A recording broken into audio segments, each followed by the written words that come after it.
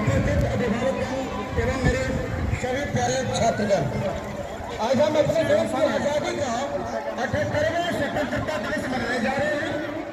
भारतीय इतिहास में सबसे यादगार दिनों में से एक 15 अगस्त है। यह वह दिन है जिस दिन भारतीय उपमहाद्वीप को लंबे संघर्ष के बाद आजादी मिली थी।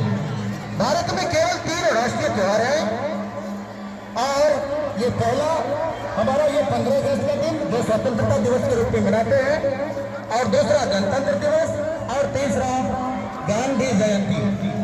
स्वतंत्रता के बाद भारत दुनिया का सबसे बड़ा लोकतंत्र बन गया। हमने अंग्रेजों से अपनी आजादी पाने के लिए बहुत संघर्ष किया। लगभग 2 शताब्दी तक अंग्रेजों ने हम पर राज किया। ब्रिटिश अधिकारी हमारे साथ तब तक गुलामों जैसा व्यवहार करते रहे जब तक हम एक होकर लड़ने में कामयाब नहीं हो पाए। हमारा अंतिम लक्ष्य था अंग्रेजों को देश से बाहर निकालना। 15 अगस्त 1947 को लंबे समय से प्रतीक्षित सपना हमारा सच हुआ। उस पल को फिर से जीने के लिए और आजादी तथा स्वतंत्रता की भावना का आनंद लेने के लिए आज फिर हम लोग इस तिरंगे के नीचे खड़े हैं। इस तिरंगे की शान, इसके लिए हम लोग मरते दम तक हम अपने तिरंगे की शान को झुकने नहीं देंगे। और हम यही कहना चाहेंगे अपने सभी नौनिहालों से कि पासे सभी उलट गए दुश्मन की चाल के, अक्षर सभी पलट गए भारत की मां के, मंजिल पे आया मुल्क इस हर बला को टाल के, सदियों के बाद फिर उड़े बादल गुलाल के। इसलिए हम कहना चाहेंगे अपने उन सभी नौनिहालों से, हम लाए हैं तूफान से किस्ती निकाल के, इस देश को रखना मेरे बच्चों संभाल के।